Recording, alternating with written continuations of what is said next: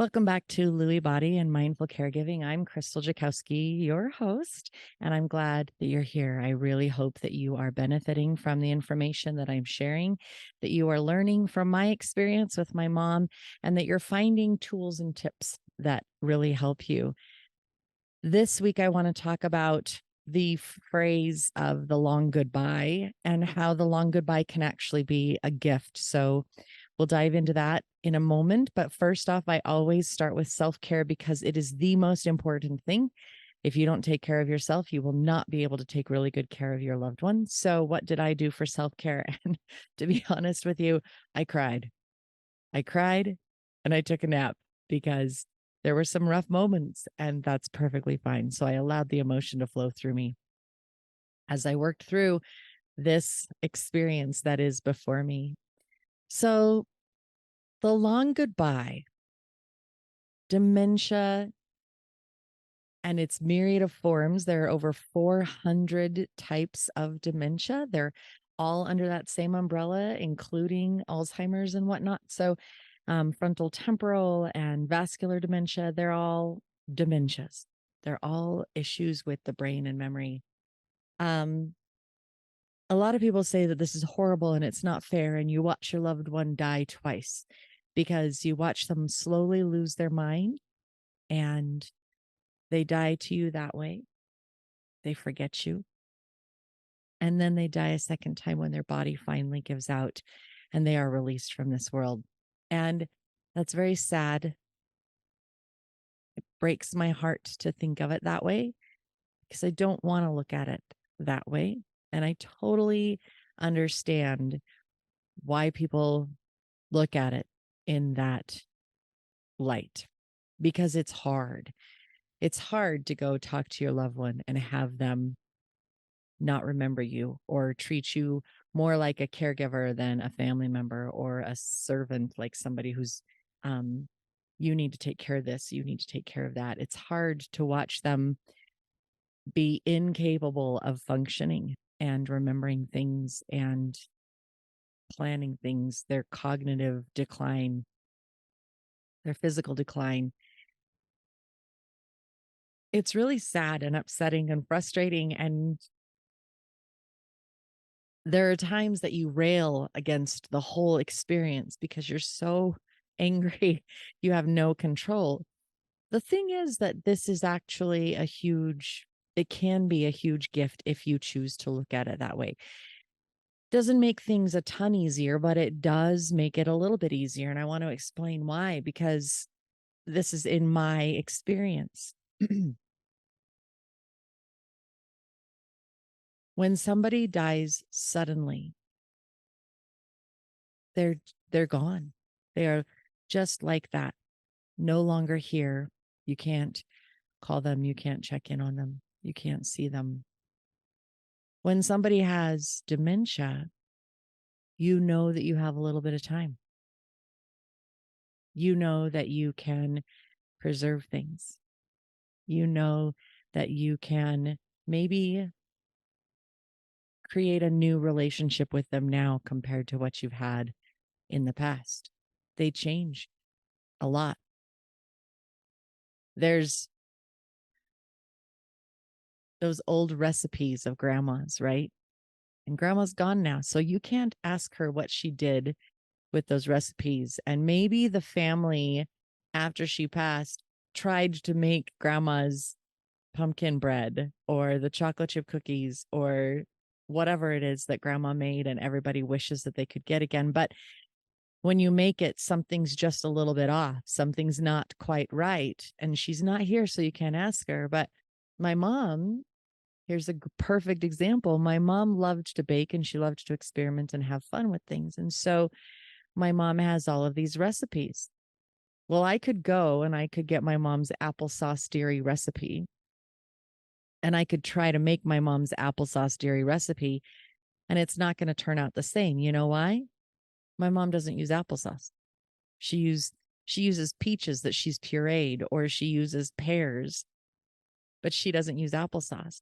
And I wouldn't know that. And I would be frustrated after she left. But I have the opportunity to say, Hey, mom, you know that pumpkin recipe that you had that you used to make all the time? I want to know, what did you do different? What did you do different? Because if I had my grandma's recipe would only call for 3 cups of sugar, but my mom puts 4 cups of sugar in it. There's another recipe that my mom has, and it actually calls for a can of condensed milk. And my mom says, that's just stupid. I'm not going to use a can of condensed milk. I'm actually going to use milk and water because you're just reconstituting the condensed milk with the water or whatever else that you're adding. So she does it differently. And the condensed milk would give it a slightly different flavor. The extra sugar is going to give it a slightly different flavor. I can learn these things because I have the long goodbye. There have been people who have mentioned that they wish that they had, like, their dad always called them a certain name and referred to them in a certain way.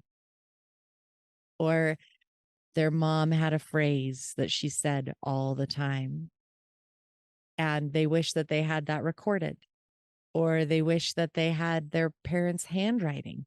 I've known some people who do get their parents' handwriting and then they have it tattooed on their body somewhere, I love you, or to the moon, or whatever it is on them so that they can then look at it.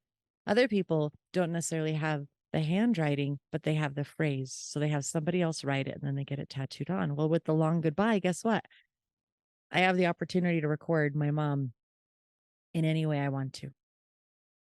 I can have a conversation with her and just kind of discreetly have my voice memo app open and chat with her about her past, chat with her about what she really loves and what makes her sad. I can hear those things, those phrases that she said forever. My grandma, before she passed very suddenly, but before she passed, it was somebody's forethought, and they recorded this birthday song that my grandma sang to every one of us every year. So now I have this recording of my grandma singing that song because somebody thought to record them. Somebody said, hey, mom, we'd like to record you. Grandma, we'd like to record you singing that song so that we have it forever and ever and ever. And grandma wasn't really happy about it. She was like, but she did it anyway. Well, I can do that with my mom. I can do so many things with my mom because I know that I only have a little bit of time, but I have more time than somebody who passes suddenly. When my mom was diagnosed in November of 22, I waited until January so that my siblings and everyone could have their holidays. And then in January, we had a sibling Zoom call, and I let them know what was going on with mom and the prognosis and how things would look. And every one of them said, thanks for letting us know. And every one of them needs to process it in their own way. Now, the one sibling immediately started, she had already been calling my mom every week. Every Wednesday, my mom knew the first thing in the morning, she was going to get a phone call from this sibling. And she would talk to her and they would have their little thing and then they would go on with their week. But every Wednesday morning, mom knew she was going to get a call. Well, that sibling is thrilled that they had already established this routine with my mom and it has just continued. And so she's gotten to know my mom a little bit more on a different level and been able to really see and connect with her in a new way over the last year. It's, oh, I only have this much time with you. So what can we do with that? Another sibling started calling her a few months ago on a regular basis. So now she has one sibling calling her on Tuesday, one sibling calling her on Wednesday, and my mom delights in giving me the update on both of them. Well, this family's doing this and this family's doing that. Did you know that this family is doing whatever? But those siblings have a new relationship with her and a new understanding. And it means that in some way, they're able to heal some of the past upset and frustration because they have a new understanding and a new way of being with her. They get to see her in a new light. That's a gift that they would not have had if she was just magically gone. they are able to make a little bit more time. They may live out of state, but they can still have a relationship with her. It doesn't have to be a negative thing when they say it's the long goodbye.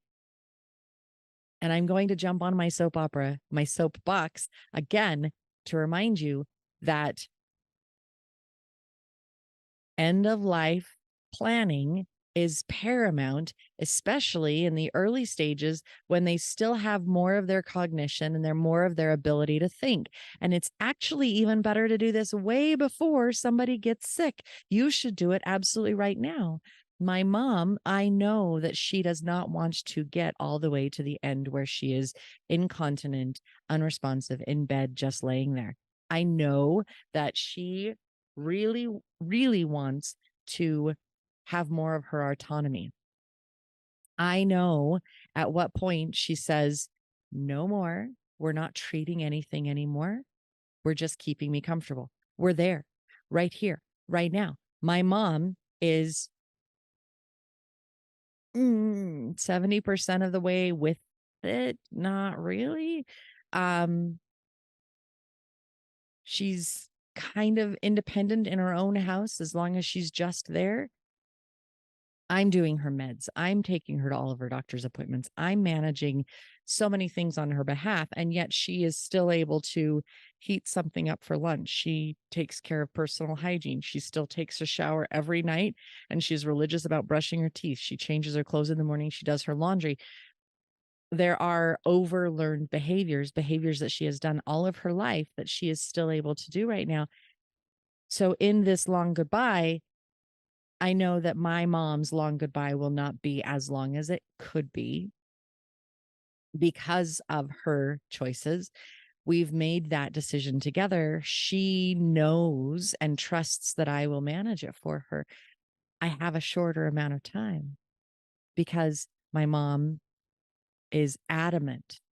I'm not treating anything else. I just want to be comfortable. Treat the pain. Don't try to understand why I have the pain. Don't fix the underlying issue. Just keep me comfortable. The long goodbye I've had this last year with her where I could preserve her handwriting. I could preserve her recipes. I could preserve some of her traditional statements that she says all the time and that you're like, yep, that's so totally mom. So that when I hear her voice in my head, I could actually go play a little thing and say, yeah, I hear mom. That's totally her right there. I can look back at this time in gratitude because I will be able to, I've largely been able to say pretty much everything that I wanted to say with a different light in it and with a different compassion, knowing that she's really struggling. This is the way it is. It's not going to get any better. The long goodbye, while it is difficult, it is frustrating and emotional and overwhelming. It is a gift. What can you do in this time that you are gifted with your loved one so that you can make things better? So that when they leave, you know, I had that time with them. I had that time with them, and I'm so grateful for that opportunity. I'm so grateful for that gift. When they passed, I didn't feel like there was a huge chasm between us anymore because I took that opportunity. What is it that you would like to do to heal, to fix, preserve, whether your loved one has dementia or not?